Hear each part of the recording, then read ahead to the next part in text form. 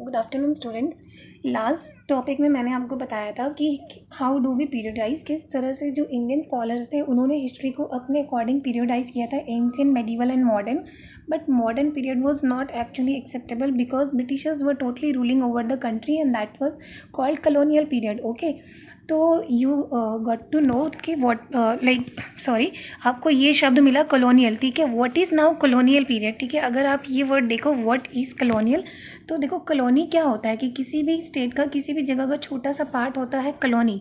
तो ब्रिटिश जो थे, ब्रिटेन से जो लोग आए थे उनका बहुत बड़ा एम्पायर था और इंडिया उनके लिए एक बहुत छोटा सा पार्ट था एज अ कॉलोनी, ठीक है, क्योंकि वो इंडिया पर अपना रूल कर रहे थे। Now come to a definition what is colonisation. तो देखो कोई भी जो बड़ी कंट्री होती है वो किसी भी तरीके से अगर अपना रूल कर रही है किसी भी तरह से टेरिटरी पर, इंडियन टेरिटरी पे उन्होंने क्या किया था, अपना पॉलिटिकली इकोनॉमिकली पावर कर लिया था, दैट वाज कॉल्ड कॉलोनाइजेशन। और ब्रिटिश ने ऐसा किया था कि पूरी तरह से इंडिया पे उन्होंने अपना कंट्रोल करना स्टार्ट कर दिया था। देवर ruling country from all ways in politically, economically and in each aspect. So India was called as a colony of British, ठीक है। तो क्योंकि ब्रिटिश इंडिया में आए थे, दे कंक्वायर्ड लोकल नवाब्स एंड राजा, इन्होंने लोकल नवाब्स राजाओं को जीतना शुरू किया, धीरे धीरे अपना रूल स्टार्ट करना शुरू कर दिया था and they started subjugating the locals, ठीक है। सब्जुगेटिंग मतलब होता है कब्जा करना, प्रेशराइज करके किसी भी तरह से। वहाँ के जो नवाब थे, ये जब इंडिया में आए इन्होंने देखा कि जो नवाब थे, छोटे छोटे राजा थे, वो आपस में ही लड़ रहे थे। then they thought कि it is very easy for them and they started establishing their control over Indian economy and brought the changes in values, taste, customs and practices। कैसे, देखो, in this book you will read about the way British came to conquer the country and establish their rule, subjugating, I repeat, subjugating मतलब होता है control करना, कब्जा कर लेना, local nawabs and राजाज, ठीक है। You will see how they established control over the economy and society. इन्होंने कैसे किया था कि ये जो इंडियंस थे इनको किसी भी तरीके से डोमिनेट करते थे, इनको किसी भी तरह से रूल करते थे और अपना खर्चा निकालते थे। अपने खर्चे निकालने के लिए मतलब कि अगर वो जहाज से इंडिया आ रहे हैं तो उस जहाज से आने का खर्चा भी ये हमारे इंडिया में ही वहाँ से एक्सपेंसेस निकालते थे, ये खर्चे भी ये लोग यहाँ से निकालते थे। They bought the goods they wanted at low price. यहाँ से बहुत ही ऊंचे लाइक यहाँ से वो गुड्स लेके जाते थे और अपनी कंट्री में वो सेल करते थे, प्रॉफिट कमाते थे। और यहाँ इंडिया पे वो कोई भी प्रॉफिट वो नहीं देते थे, किसी भी तरह से वो डोमिनेट करके यहाँ से काम करवाते थे, क्रॉप्स प्रोड्यूस करवाते थे जो उनको चाहिए। ये भी नहीं है कि जो फार्मर्स है वो उनको अपनी मर्जी से भी प्रोड्यूस नहीं करने देना था, उनको वही करवाना था, अपने अकॉर्डिंगली उनको क्रॉप प्रोड्यूस करवाना था और प्रॉफिट भी उनको लेना था, ठीक है। You will understand the changes that come about as a consequences. You will also come to know about the changes British rule brought about in values and taste। देखो values and taste कैसे कि यहाँ पे liberty, equality इतनी नहीं थी, लेकिन जो भी चीज़ें आई थी ये उनके ही लाए हुए वैल्यूज थे। और टेस्ट, अभी आप जो चाय देख रहे हो, ठीक है, ये चाय से पहले चाइना में ही ज़्यादा यूज की जाती थी। ये ब्रिटिशर्स से जो चाय इंडिया में लेके आए थे, ठीक है, ये टेस्ट वो ही लेके आए थे। कस्टम्स एंड प्रैक्टिसेस, कस्टम्स, अभी आप कितनी न्यू ईयर सेलिब्रेट करते हो, क्रिसमस सेलिब्रेट करते हो, तो ये एक तरह से हमारे तो नहीं थे। These customs were brought about by British, okay. And practices, like now you are speaking some English words in between, ठीक है। जैसे कि मैं अगर हिंदी बोलते बोलते अगर कुछ English words if I am using, that is not our culture, that is not our practice, that is not our custom, okay. तो पूरी तरह से ब्रिटिश का रूल हर फॉर्म में हमारे ऊपर था। when the subjugation of one country by another leads to these kind of political, economic, social and cultural changes, we refer to the process as colonization. I hope को colonization clear हो गया होगा कि एक कंट्री किसी दूसरी country पर powerful तरीके से politically, socially, economically and cultural तरीके से चेंजेस करके कंट्रोल कर रही है, दैट इज द colonization. और ये कौन कर रहा था? ब्रिटिश कर रहे थे ओवर आवर कंट्री. ठीक है, तो अभी क्लास 8 की जो हिस्ट्री है इसमें आप यही पढ़ोगे कि किस तरह से ब्रिटिश जो थे इन्होंने पूरा कंट्रोल किया था हमारी इंडिया की इकोनॉमी पर, सोसाइटी पर, इन सब पर. नाउ कम टू दिस कि what sources do historians use in writing about the last 250 years of Indian history. अब हमें ये सब चीज़ें कैसे पता चल रही थी, इन्होंने किस तरीके से हमें ये सब पता चला? Because we saw the records. कैसे? Administration produces records. One important source is the official records of the British administration. If we see कि इन्होंने बहुत सारी नेगेटिव चीज़ें की थी तो इन्होंने कुछ अच्छी चीज़ें भी की थी. लाइक अब इन्होंने क्या किया था, ये जो भी काम करते थे इनको ये रिकॉर्ड्स करके रखते थे. British believe that the act of writing was important. Britishers का ये मानना था कि ये जो भी छोटी छोटी चीज़ें करते हैं इनको रिकॉर्ड करके रखना बहुत ज़रूरी है, जो इनको आगे जाके हेल्प करेंगे. फॉर एन एग्जाम्पल, आप स्कूल में जब कोई वर्क करते हो तो आपको पूरे पीरियड्स के एंड में आपको बोला जाता है to maintain the diary, school diary. Okay, why we so, हम ऐसा क्यों बोलते हैं? सो दैट आप कोई भी टेस्ट या अपना कोई भी होमवर्क भूल नहीं जाओ, right? In this way Britishers what they did, every instruction, plan, policy, decision, agreement, investigation, they all they all wrote clearly. Once this was done, things could be properly studied and debated. This conviction produced an administrative culture of memos. Memos होते हैं छोटे file जो एक branch से दूसरी branch में transfer की जा सके. ओके, आई रिपीट, मेमोज होते हैं छोटे फाइल्स, नोटिंग्स एंड रिपोर्ट्स. ठीक है, तो ब्रिटिशर्स को ये लगा था कि अगर ये हम कुछ भी ऑफिशियल रिकॉर्ड्स अगर लिख के रखें तो बाद में इनको अच्छे से पढ़ा जा सके और इन पर डिबेट किया जा सके और कोई एक कॉन्सिक्वेंस निकाला जा सकता है. क्योंकि अगर कोई चीज़ लिखित में होती है ना तो बहुत हेल्पफुल होती है. ठीक है, अगर मैं आपको फॉर एन एग्जांपल, आपको मैं एक सिंपल एग्जांपल देती हूँ. अगर हम आपको मुंह से बोल दें कि आप टेस्ट करके आना लर्न, तो मे बी आपको लर्न नहीं हो. ठीक है, बट यही चीज़ अगर आप रिटर्न में करते हो तो ऑब्वियसली आप उसको रीड करोगे, आपके दिमाग में आएगा and you will of course, एक बार आप डायरी देखोगे स्कूल की एंड आपको ये चीज़ दिमाग में रहेगा कि आपको ये करना है लर्न. एंड शायद देखो आपके पेरेंट्स जब वो डायरी देखते हैं तो आपके पेरेंट्स भी आपको बोलते हैं कि it is mention in your diary, so you have to do that homework. तो यहाँ पे क्या होता है कि रिटर्न रिकॉर्ड से आपका ये कॉन्सिक्वेंस आता है कि आपको ये वर्क करना है. उसी तरह से ब्रिटिशर्स का ये था कि उनको सारे record they have to make it in written form, जो कि बहुत अच्छी चीज़ थी. Then what they did,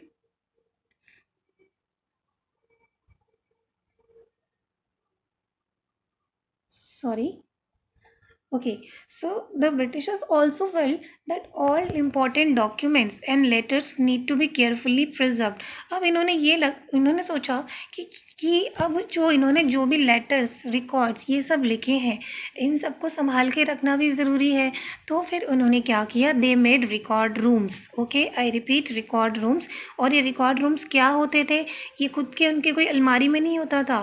they made different record rooms like tehsildar office, collector office, commissioner office, secretariat, law courts, अलग अलग जगह पे इन्होंने रिकॉर्ड रूम्स बनाए थे. ठीक है, जैसे कि आप मैं ये स्लाइड में देख सकते हो, ये एडमिनिस्ट्रेटिव ऑफिस होता है ना गवर्नमेंट के या जो भी, वहाँ पे देखो ऐसे ही रिकॉर्ड रूम्स रखे जाते हैं.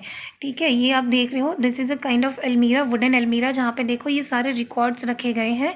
And you see in your school also, आप देखना आपकी फाइल्स रिकॉर्ड करके रखी जाती है, आपके पेपर्स रिकॉर्ड में रखे जाते हैं, है ना.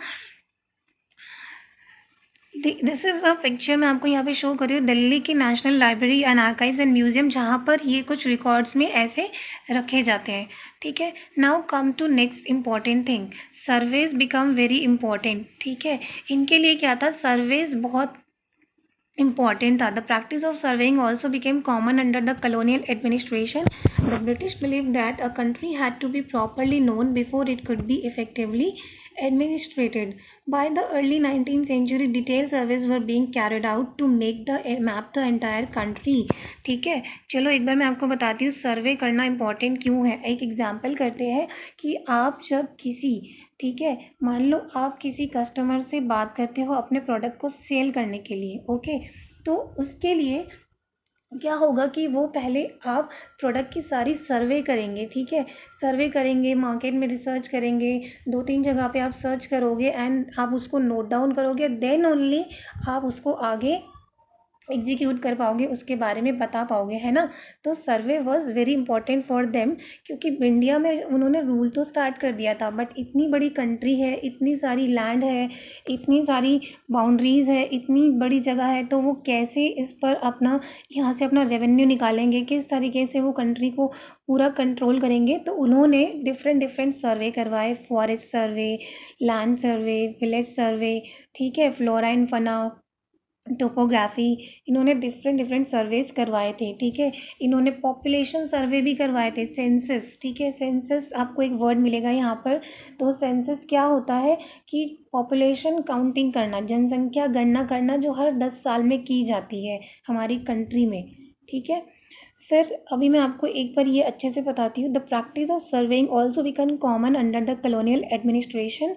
ये इनके अंडर में बहुत कॉमन था, क्योंकि उनको ये लग रहा था कि इतनी बड़ी कंट्री को मैप करने के लिए सर्वे करना बहुत ज़रूरी है। In the villages revenue surveys were conducted. Villages में रेवेन्यू सर्वेस किए गए थे ताकि पता लग सके कितने विलेजेस की किसकी कहाँ से क्या इनकम हो रही है। The effort was to know the topography. Topography मतलब होता है geographical features, the soil quality, flora and fauna मतलब vegetation and animals, the local histories and the cropping patterns, all the facts as seen necessary to know about the administer the region. From the end of the 19th century, census operation, देखो मैंने आपको बताया था census operation यानी population counting करना, ये बहुत important इनको लगा था, क्योंकि कितनी जनसंख्या हो रही है वो भी तो इनको पता होना चाहिए ना, रूल करने के लिए, डोमिनेट करने के लिए, हर एक छोटी से छोटी चीज़ इनको रखनी थी दिमाग में, ठीक है। These prepare detailed record of the number of people in all the provinces of India, noting information on caste, कितनी कास्ट है, कितने रिलीजन के लोग हैं, क्या ऑक्यूपेशन कर रहे हैं, ऐसे करके इन्होंने एक एक छोटे छोटे डिटेल सर्वे इन्होंने करवाए थे, ठीक है। तो यहाँ पे देखो एक चीज़ मैंने आपको मिसिंग कर दी है शायद। इन्होंने क्या किया था, कैलीग्राफी, बहुत अच्छे अच्छे इन्होंने कैलीग्राफर्स पहले इन्होंने अच्छे अच्छे ये जो भी काम करते थे ये अपने हाथ से लिखते थे, ठीक है, बहुत अच्छे कैलीग्राफर्स ये अपॉइंट करते हैं। लेकिन बाद में 19th सेंचुरी के एंड तक क्या हो गया था, प्रिंटिंग प्रेस स्टार्ट हो गई थी, और इसके बाद इन्होंने प्रिंटिंग प्रेस के थ्रू अपने जो भी रिटर्न रिकॉर्ड से इनको प्रिंट करवाना शुरू कर दिया था। तो इतने अच्छे काम इन्होंने किए थे। तो आई रिपीट, इन्होंने क्या क्या किया था, सर्वे करवाया था और कैलीग्राफी का इन्होंने वर्क करवाया था, रिकॉर्ड रूम्स बनवाए थे और अपने सारे डॉक्यूमेंट्स को इन्होंने रिकॉर्ड करवाया था, ठीक है। But what official records do not tell, लेकिन ये ऑफिशियल रिकॉर्ड हमें क्या नहीं बताते हैं। From this vast corpus, corpus का मतलब होता है टेक्स्ट, चाहे वो लिखत में हो चाहे वो ओरल में हो, records we can get to know a lot, but we must remember that these are official records that tell us what the official thought, what and what lay behind their actions। अब ये जो official records है ये हमें सिर्फ वही बताएंगे ना जितना ये ब्रिटिशर्स दिखाना चाहते हैं। वो चीज़ इन्होंने बिल्कुल भी नहीं बताई थी कि इनके रूल के टाइम में इंडिया में लोग किस तरह से सफ़र कर रहे थे, ठीक है।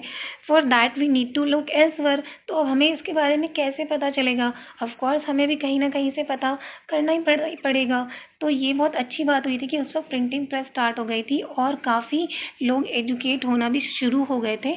तो कुछ लोगों ने बहुत सारे अपने अकाउंट्स लिखे थे। अकाउंट्स लिखना मतलब कि कुछ पिलग्रिम्स जो थे वो बाहर से आए थे, कुछ ट्रैवलर्स थे जैसे फाहियान और वेनसांग, ऐसे कुछ और भी चाइनीज़ ट्रैवलर नहीं सिर्फ, और भी ट्रैवलर्स थे जो बाहर से आए थे और इन्होंने कुछ रिटर्न रिकॉर्ड्स लिखे थे।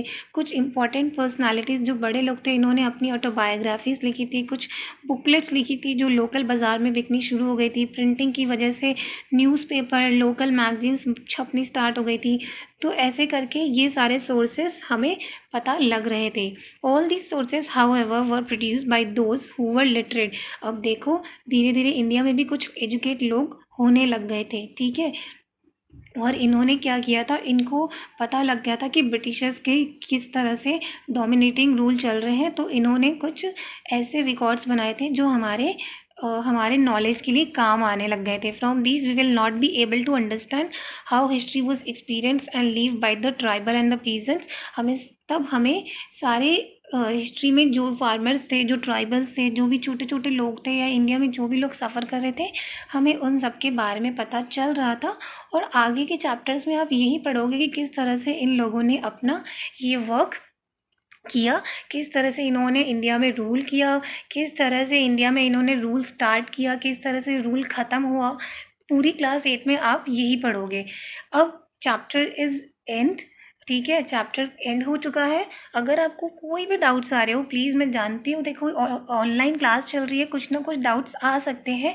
जहाँ तक हो एक बार सारी वीडियोस को पहले अच्छे से पढ़ो आप, ठीक है। देन ऑन आपको जो एनसीईआरटी बुक का लिंक दिया गया है वो लिंक देखो, बुक पढ़ो। देन आपको कोई डाउट्स आए तो आप बाल गोविंदम के नंबर पे प्लीज़ मैसेज करो, बेझिझक मैसेज करो, ठीक है। अभी मैंने कुछ क्वेश्चंस दिए हैं, ये क्वेश्चंस आपको करने हैं, बट ये क्वेश्चन आपको सिर्फ पेंसिल से करने हैं। मैंने मार्क्स लिख दिए हैं, उस मार्क्स के अकॉर्डिंग आपको लिखने हैं। कोई भी कॉपी में पेन से नहीं करेगा।